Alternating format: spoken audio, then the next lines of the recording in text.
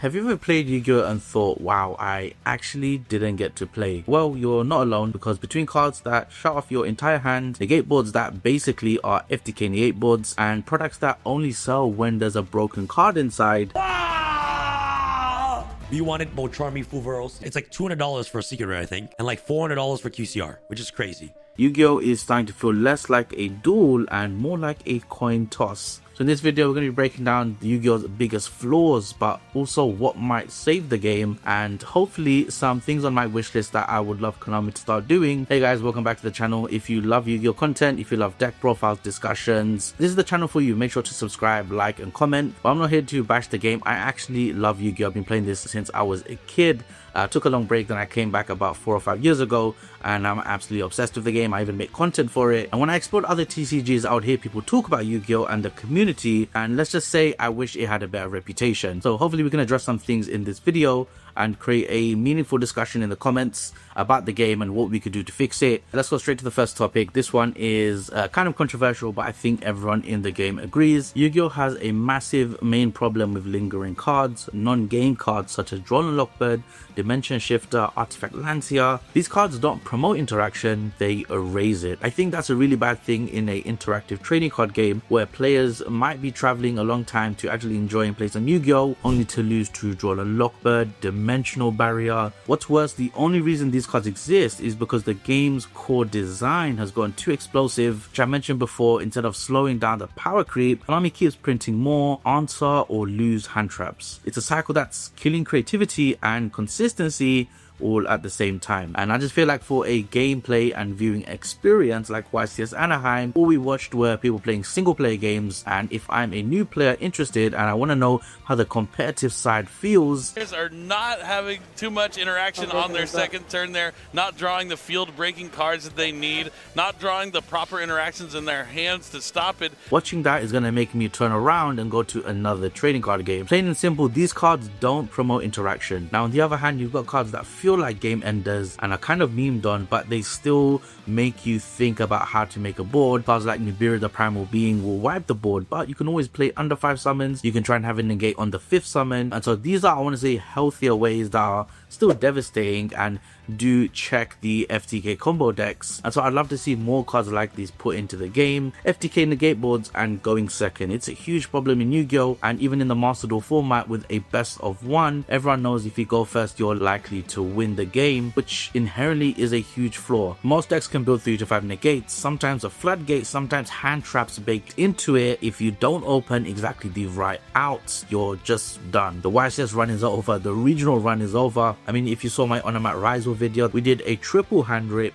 an Omni negate, a monster negate and steel, a monster negate, a Goblinberg recursion. It was too much, guys, and that was all done with 1 card. I mean, if you guys can count how many times you've drawn a single card, which is probably Nibiru or Droll Lock Bird, basically something that answers the board and at least helps you play the game. Just imagine if you had that 6 card straight away when going second. I think the game would be a lot different. I don't think this is game breaking. I don't think this is something Konami are gonna struggle to implement. It doesn't even have to cost any money. You just let people draw their 6 card going second. If Konami really wants to make the game about skills and sequencing and how to play through disruption, that is the first change they should implement, and I don't see any drawbacks. I mean, comment down below, guys, is there a drawback if we were to draw our 6th card if we're going second? Let me know in the comments. Now let's talk about the product side. Yu-Gi-Oh sets have become ridiculously inconsistent. One set drops and nobody cares, every card's unplayable filler. Then the next one introduces a tier 0 deck that dominates for 6 months. You can literally predict a set's sales based on whether there's a tier 1 deck or a £90 staple inside. In recent examples, we've got Mochami Foilos, Dominus cards, Mochami Perulia. Instead of building hype around fun archetypes or collectability, Konami leans on broken power cards to sell their product, and this short-term thinking just kind of burns out the casual and competitive player base, not making for a fun experience at all. And I just wish we had more choice in what is reprinted in the OTS set, which is made for tournament players. You only get an OTS pack if you participate, so yeah, I would really love some player input so that hopefully we can maybe have some really good OTS choices in the future. And then there's the side deck, easily one of Yu-Gi-Oh's biggest balancing issues. Side deck cards have become way too polarizing. Games shouldn't come down to a "did I see my one side deck card," which is a phrase everyone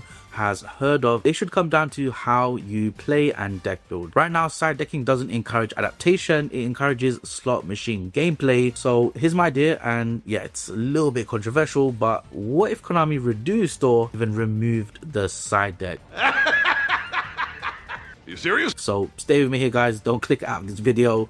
Instead of 15 cards, imagine a 10 card or 5 card side deck, or even a format with no side deck at all. It would force people to build more balanced main decks. You couldn't just main full combo and rely on siding 9 floodgates. You'd actually have to plan for multiple matchups, and it would push Konami to design better core cards, not just broken silver bullets. So yeah, sure, it will take testing, but I think this could be the change that could save Yu-Gi-Oh! Again, this is going to limit the amount of choices, which might make for a even more interesting YCS experience. Let me know, is this a crazy idea? Is this exactly what we need? What if Konami actually tested these ideas as side events? I've talked a lot about Yu-Gi-Oh! And the issues with it, the controversy, but I just want to bring this all back home and remind you guys that Yu-Gi-Oh! Is one of the best, if not the best, card game right now. The game has so much potential, deep strategy, amazing artwork, and one of the most passionate communities out there. But right now, I think it's being dragged down by bad balance decisions and one card win conditions. If Konami wants Yu-Gi-Oh! To last another 20 years, it's time to start designing smarter, not just stronger. So let me know in the comments, what's your biggest frustration with Yu-Gi-Oh! Right now? What are you loving about the game right now? I definitely think they're making changes. I just want things to be addressed that are really polarizing the game right now, and I think if these were addressed, this game would be unstoppable. And if you enjoyed the video, don't forget to like, subscribe, and don't forget to share this video with a player who's frustrated with losing to Droll Lock Bird. See you guys in the next one. Peace.